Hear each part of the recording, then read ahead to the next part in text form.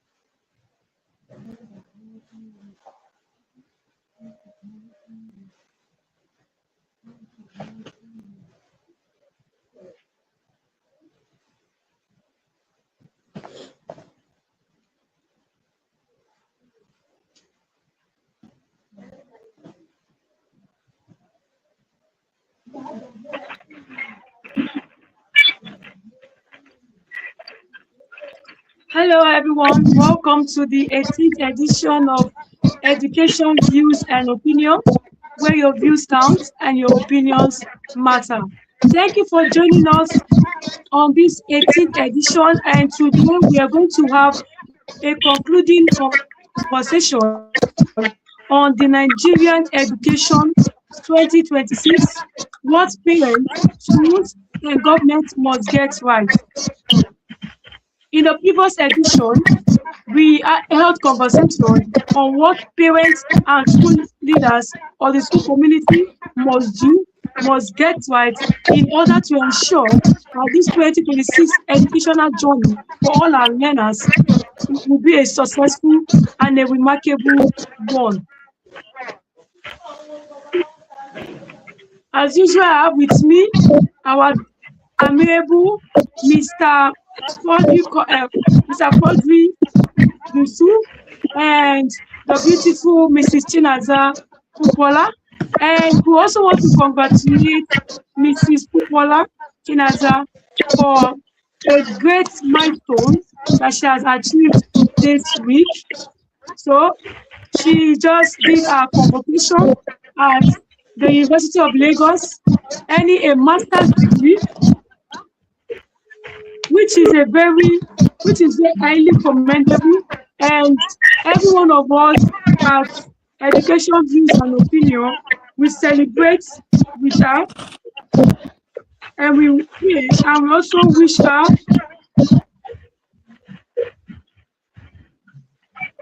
we wish her great open doors as she has stepped into this new phase of her life. This MSc degree she has gotten will take her to places that she never imagined. The Lord will bless her with it in the mighty name of Jesus. Amen. So, Mr. Quadri, Mrs. Kupola, please say hello to our viewers as we kickstart the program this evening.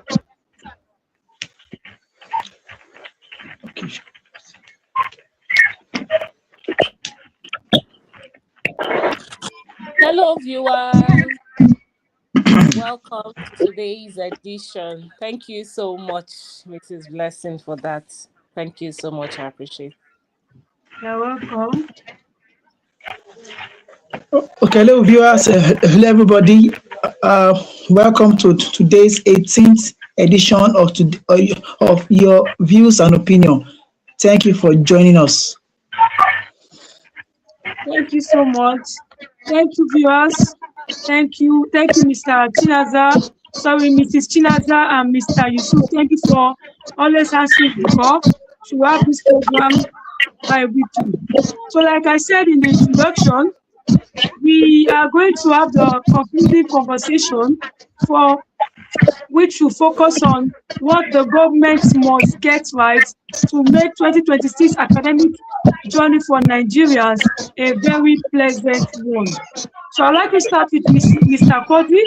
You're a school leader. I would like you to share with us the present challenges that you're facing as a leader, or what you see other teachers are facing, and what you think government can do to make the situation better and secure the future of education.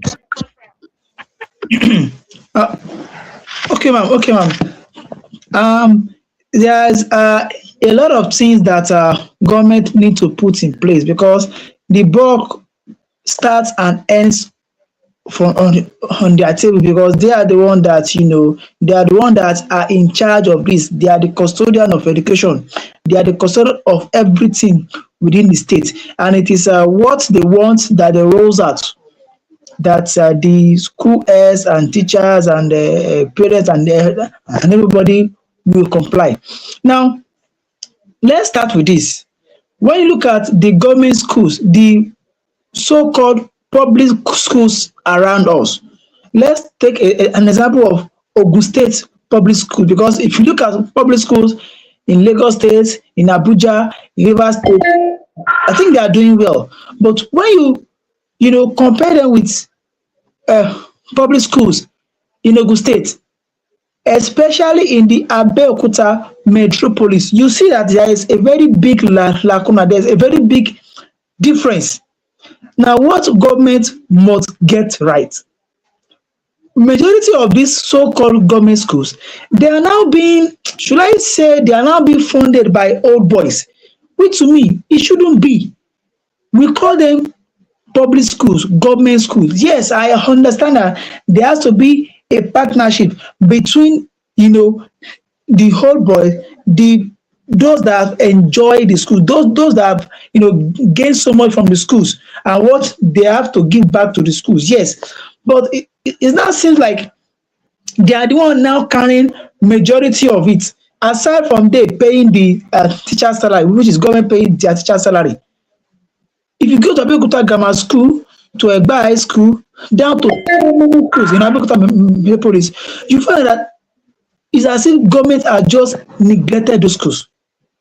When you visit some schools here in Abeokuta here, you should see that it is as if they are all boys that are running the schools, because they don't want those schools to be, you know, a kind of school that is now neglected. So they are the one now kind of running the school, which to me it shouldn't be. Now, when you now ask me what government must get right, number one is ensuring curriculum standard is that when we say that we have a something from the government, curriculum from the government, how standard is it? When you compare Nigerian curriculum to other curriculum in the world, especially other African countries, you see that there's a lot of things that need to be changed in Nigerian curriculum. And just of recent, I think last time, which is our first time, they introduced so many things in our curriculum. Yes, but you know, uh, aside from bringing up a new curriculum, implementing that curriculum now becomes the major challenge, because some people will tell you that we have to start that curriculum from now. Some will say it's next time. We are confused. So government should ensure curriculum standard. Bring that curriculum, from time to time, maybe 3 years, every 3 years, every 5 years, the curriculum has to be reviewed from time to time to ensure that it is up to date with what the Nigeria child needs. The number two is ensuring that compliance and implementation is not just introducing it, it's also to ensure that schools, both public and private schools, now make use of it to the fullest. Because some schools will tell you they are doing one trade subject, maybe marketing or data processing. And now that these things have been, banned, some schools are still finding their feet. Some don't even know the trade subject they are supposed to do. So if you move around some schools, especially some private schools, their learners only, offers only one trade subject, because that's one they feel that they can afford, and because there's no compliance, there's no evaluation. Nobody is watching them. Nobody is saying anything. So they are doing what they like. So our government needs to ensure implementation and compliance. That is the key. Then another one is they now ensure that there is monitoring and evaluation. How are you doing your trade subject? At least a school must do at least you know three trade subjects, but some schools are only doing, let me say, marketing, or anyone they find very easy, maybe livestock, or just anyone they find easy, you understand, which are marketing, or just garment making. And trade subject has to be maybe at least three in a school, so that the learners can choose based on their own, likeness or what they want, not the school choosing for them. So there has to be a very strong evaluation, monitoring and evaluation. How are they doing it? How effective it is in line with the current market? Then the fourth one I have to talk about is that government should provide the modern educational templates and framework, because if schools are to come up with it, we have different it, because we have different association, we have different schools, we have different locations, so each will come up with the one that suit their taste. So government are the one that will come up with the educational template and framework for the Nigerian learners to benefit from. So learners are not left at mercy to implement anything they want at any time and at any method they want to do it. Government have to ensure that these things are well detailed and these things are well implemented. The next is that there has to be sanctions, a sanction of schools that violate any of these principles, any of this framework or standard or compliance. There's no sanction. If a school is caught, they'll just bribe their way through. I know somebody in the ministry, I know somebody at Abuja, and who suffers? The learner suffers, the society suffers. Not that school, because the school will pay the sanction. So what next? So our government also, ensure a proper sanctions on school head, on teachers that does not comply with this. Then also is that modern programs, subjects and teaching methodologies need to be introduced and also properly monitored, because just like I've said, this thing is not only for the private school, because some private school, they are up and doing, they are well funded, yes, but what about the so-called public schools? What about the so public school that they have majority of the learners? What about those schools? Who are monitoring those schools? Who are ensuring that things are put in place? They have to be the Ministry of Education. And what are they doing? So they should not just sit down in their office and expect miracle to happen. They have to go out, go there and make it work. Because normally human beings are the most difficult people, to control, to run. So they have to ensure compliance, that modern educational programs, subjects, and teaching methodologies are built on the premise of the three domains of education. So everything should not boil down on cognitive teaching, in the classroom. No. What happens to our motive? What happens to our affective? A normal school should have, the school counselor, the school nurse, the school educational guardians. All these things have their own roles, because when you teach, you teach. There has to be that counselor that will, talk to that child to make whatever that learner has learned to stay in his head, to work, to understand the reasons. So we also need to work on our psychomotive. Everything is not book and write and cram. It has to be what other learners can do. Those that are not very good academically, what other areas are we exposing them to that doesn't only rely or ends on the cognitive, which is the classroom? Maybe sport, maybe some of the trade subjects, they are built on, hands things that they can do with their hands, that they can practicalize.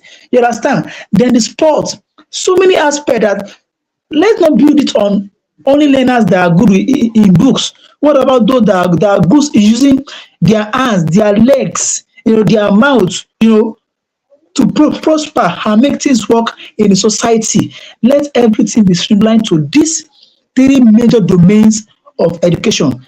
Thank you. I'd like to stop here for now. Thank you.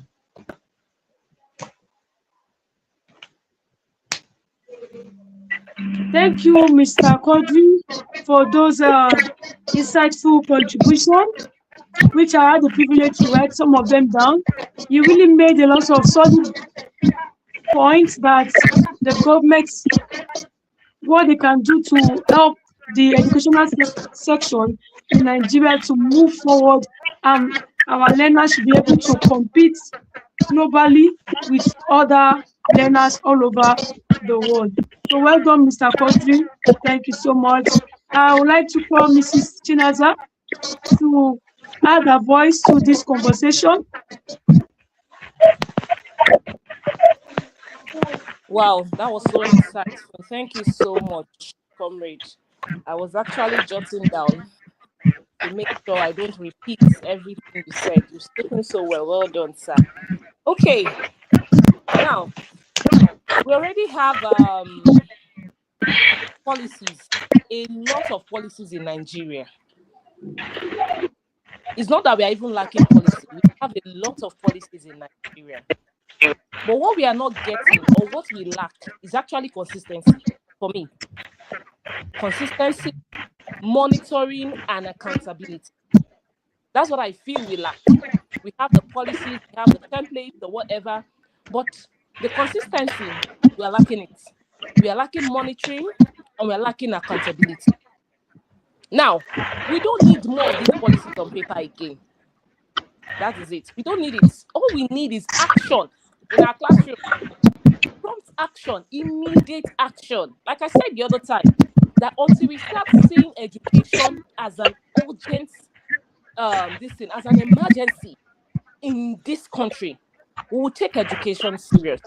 And once we put our hands on something to accomplish it, we'll surely achieve it. It is not about a selective measure again. It's a decisive measure and approach to accomplish. Now, I said something about consistency, monitoring, and accountability that I mentioned. Yes, it's okay for them to say, okay, they build schools and all that. They provide infrastructure for schools. But now, my problem is this. Are there people monitoring these things? Is it just to build a school? Are there people that are accountable? I don't even want to divert. I would have even started, I would have mentioned hospitals and even higher institutions. Are we accountable? Some of these teachers, some of these people in charge of these government properties, they are not even accountable. Nobody is monitoring them. They're not even monitored. Everybody is just moving, doing whatever they like. No, there's no consistency in whatever they are doing. Nobody is, monitoring them, supervising them. There's nothing like that. Funding and infrastructure. That's another thing, another issue. What about the safe school environment? Talking about safe school environment, you're talking about fences. Like I said, you just build a school. It's okay for this community and providing them with education. And providing them with education. But once there is a damage, once there is an infrastructure that needs repair, how fast are they to, respond such situation? Who are they accountable to? Who are they reporting to have those things done immediately? Who? So I think that government must ensure that every child learns in a safe environment, physically, emotionally, and psychologically. Meaning that they have to be these secure school buildings and fences. I've seen schools that their gates, fence are so porous. Children can just go in, come out, climb the fence, backyard. They will just move out. Nobody is supervising them.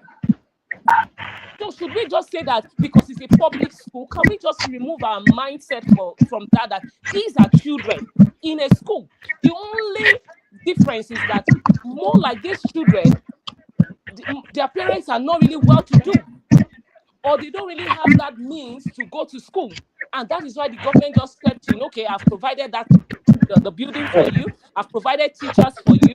I've provided a classroom for you to learn at less or no cost. So because of that, we should also think about these children's safety. We should not just think that they are animals going to school, no monitoring. We should also take care of them the way teachers and school owners of private schools also do. Teachers should be responsible for these children. And it has to fall down. If the government is monitoring it, you have to send delegates to monitor how are they doing. And once the school boards, they see that the governments are sending delegates time to time to check on them, they'll be up and doing. You can't just leave children here and there. You can't just come to the classroom and be peeling beans. You can't send children on an errand. No, you have to respect that fact that these children, they are in school to learn. And they also have to respect that right to education, and treat them properly. Protection for violence, that's another one. Bullying and abuse is rampant in government schools. Why? Because no monitoring. I see that a lot in grammar school here. In short, every time after school, it's like a war zone. You see children just gather around. Nobody is monitoring them. Yes, they are fighting. Nobody is monitoring them. We say we say government schools. Why should they be tagged as such? In fact, I always feel that government schools should be one of the best schools, and it should also be role models, because this is a government school. That is what I always feel. That is what I feel. Because most of these private schools, if you ask me, most of them, they even lack funding.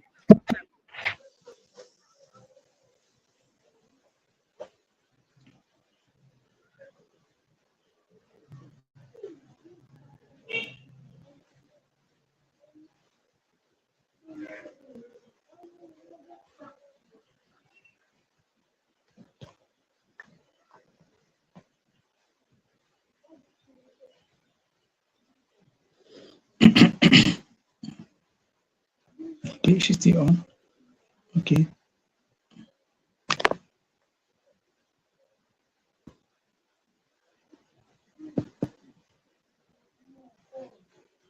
Okay. Hello. I think her network is bad. Her network is bad, and I would like to continue from where she stopped. Is that she's trying to say Yes, that sir. most okay, like that most government school are not well funded. That if government schools are well funded, as the name implies, public schools, government schools, they are well funded. Most of their fences will have been repaired. We have a lot of them that their fence has fallen off, and a lot of issues with with a border security. So all these issues need to be tackled head on, because if there's easy access for learners to walk in to work out easily from the school premises, then what are we telling the learners? That you can come anytime, you can go anytime, that learning is optional, it's not by force. You understand? And we shouldn't be. Yes. Then also is that government should also try to bridge the urban rural digital divide. Mhm. Whatever they are trying to introduce and implement in schools in the urban area, they should even do more in the rural area. Because I remember that when the education was initially introduced, in Nigeria, it is people that are in those urban areas, sorry, in the rural area, that is somehow focus on, and they're doing great. So this does not mean that they are living in that rural area means that they should be, you know, not given the opportunity or neglected. No, they should also be focused on. So that's opportunity. That's thinking of telling a student from the rural area to come down to the urban area to come and write jam, register, you know, before that student can now make use of the computer, the internet, and so many things. That should be abolished. That should be a thing of the Yeah. past. Whatever they are doing to schools in urban area should also be introduced to schools in rural area, so that everybody at the same time, at the same pace, will grow together. Then also, I think what she has laid out as part of her plan is that there should be effective policies, and these Yeah. policies should be effectively implemented. Because we see, Regulation. because believe is that students from a government school, they are the one that are very spoilt. They are too local. They fight. They are too aggressive, and which is not. It's just painted. Most of us attended a public schools, especially me, including me, and I know how we behave back then. So that's discipline. That's compliance. That monitoring should please come back. They should reintroduce those times where it's put in place and loneliness is left behind. So government should provide that framework, that step that parents, everybody will be on their toes and everything will work out very, very well. I'd like to stop here for now. Thank you, ma'am. Yeah, thank you, Mr. Quadri. Thank you for um holding that conversation for Mrs. Chinaza. Implementation is key. Like she said, we have a lot of policy, ideas. Nigeria is full of ideas. Like, idea is not the problem. The problem is implementation and taking action. Okay, as we are today, I would like to speak on teachers training and development, what government can do, okay, what government can do to make 2026 profitable for learners. So I will speak on the aspect of teachers training and development. We all know that teachers are crucial. They are essential parts of education. So even if everything, the structures are there, laboratories are there, learners are well cultured, learners are well disciplined, and the teachers who are the ones to deliver instruction in the class, if they are not updated, if they are not trained properly, they will go there and mess up everything that has been done. So imagine a school owner that built a big school, standard laboratory, standard vocational um, equipment. Everything is standardized. There's recreation, there's football pitch, everything is just perfect. And that school owner does not get the right teachers to teach the students. No progress will be made. Everything will just be like a waste of time because teachers are crucial in what? In curriculum implementation. Now, I would like to also make advocate that teachers should be included in this curriculum development, where the content of curriculum uh, is being designed. Teachers should be part of the committee. Teachers should be part of the committee that are tasked with developing curriculum, because we are the ones in the classroom. We are the ones experiencing, we are the ones seeing what is happening. We are the ones that know the students that we have. We are the ones that are able to diagnose each student properly. So I believe that when teachers are involved in curriculum making, curriculum planning of curriculum, development of curriculum, um, the education sector in Nigeria will experience more and better growth. And also, I would also like to implore the government to improve access, to improve teachers' access to professional development. This is very, very critical. Professional development. So I also implore, and I also love the government to increase teachers' access to professional development. They can do so by providing free or subsidized training. Free or subsidized training.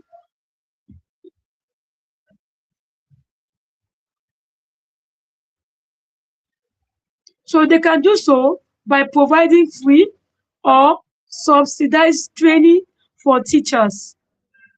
And the government can also partner with local and international teachers training organization, because right now we're having different things. So I can teach, I can train, I can train. Government should partner, they should partner with local or internationally based uh, teachers training organization that offer teachers development courses. And this will help teachers to stay updated with the recent upgrade in their various subject content and in the teaching profession generally. And also, I also advocate for what? Competitive compensation.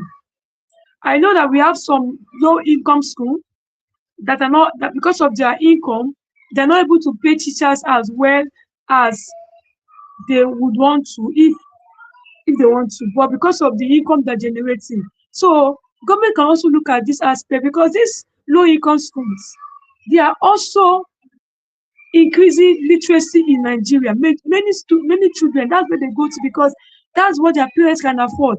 So these low income schools are also helping students to learn. They're helping them to learn.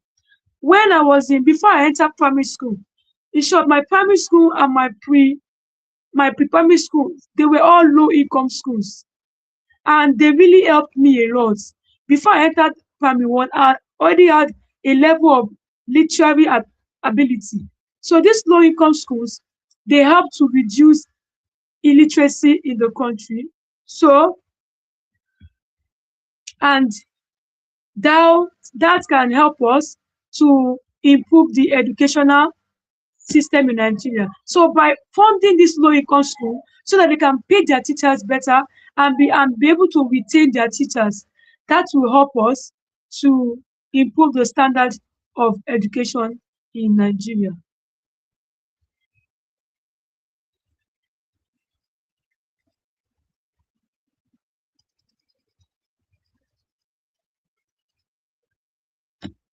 All right, thank you everyone. We appreciate you for joining us today, and I just want to wait for a few minutes for my team members to come back online and for us to wrap up and have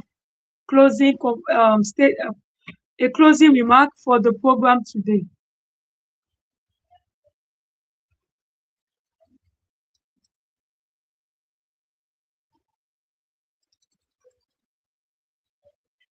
Okay, Mrs. Chinaza, thank you for joining.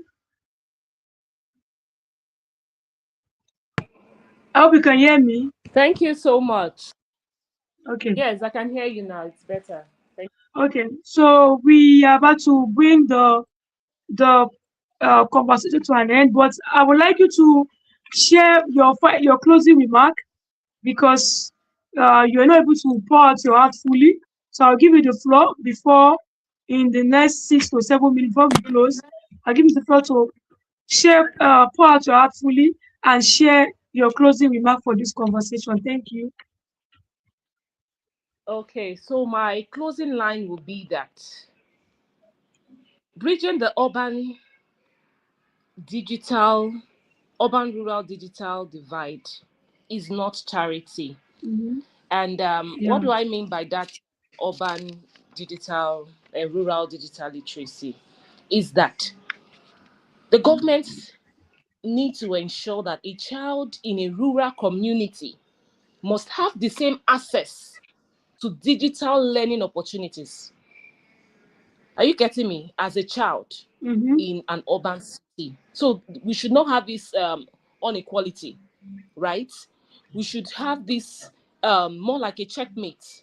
What those in the urban society are enjoying, the government should also help us ensure that children in the rural areas, they are also having that access to digital learning opportunities. Yes, and I would like to close with this, that like I said, it is not a charity. It is more like a justice for children in the rural areas, justice for children that have limited access to, updated education and updated learning materials. Because I believe Mm-hmm. that every Nigerian child deserves equal access to the tools of the future, Yeah. regardless of their postcode, regardless of where Yeah. they are. So in this 2026, I want to say that a child without digital access, we all know what is trending now. A child without digital access is not just behind in Mm. school, oh, they are behind in life. Because digital literacy is now a basic skill of life, is now a basic life skill. We know that. So a child without digital access is already behind. So this 2026, I want to enjoin the government. Government must move beyond promises. Enough of these policies. I've said it. We don't want policies on papers. What we need is action. We need consistency. We need monitoring. We need accountability. We should move beyond promises and ensure that schools are safe. Schools are equipped with the right and updated learning materials and tools. Government must ensure that the staff welfare is of utmost priority. I've said it before. A frustrated teacher cannot do much. The staff should be motivated. We should have motivated teachers. Government motivate these teachers. If it's Christmas, anything, all those, giveaways and all that, it will go a long way. And also, we should make sure that these children are connected to the digital world. That is how to bridge the urban rural digital divide, just like I've said before. So education funding is not a cost.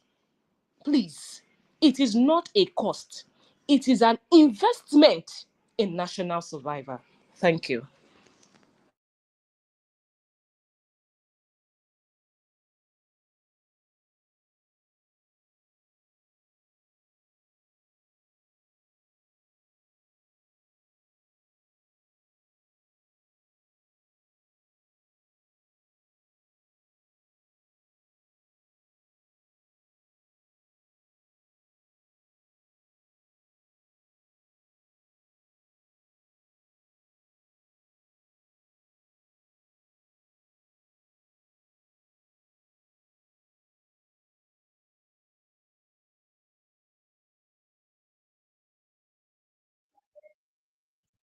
Thank you, Mrs. Chinaza. Sorry, I was muted. I just saw it now. Thank you so much. So thank you for that insightful and powerful closing remark. And with that, we'll bring the 18th edition of Education Views and Opinion to a close. If you're watching this live video as a replay, please comment, like this video, comment and share with your friend. Comment what you want or what you desire the government to do to make the Nigerian education system globally competitive. All right. And we believe in one way or the other, the Lord will take the message to the right quarters. Thank you so much. And that is a wrap from us this evening. Bye. Bye, everyone. See you. And before we go, we are launching and we are cooking something special for all teachers in Nigeria and beyond. Is a super duper bumper package. And Oh once it yes. is out, you will get to know about it. We are cooking it Stay and tuned. it's going to come out very nice by the grace of God. So thank you so much. Amen. More updates on this super duper bumper package. Bye. See you in our Bye. next edition. Bye for now.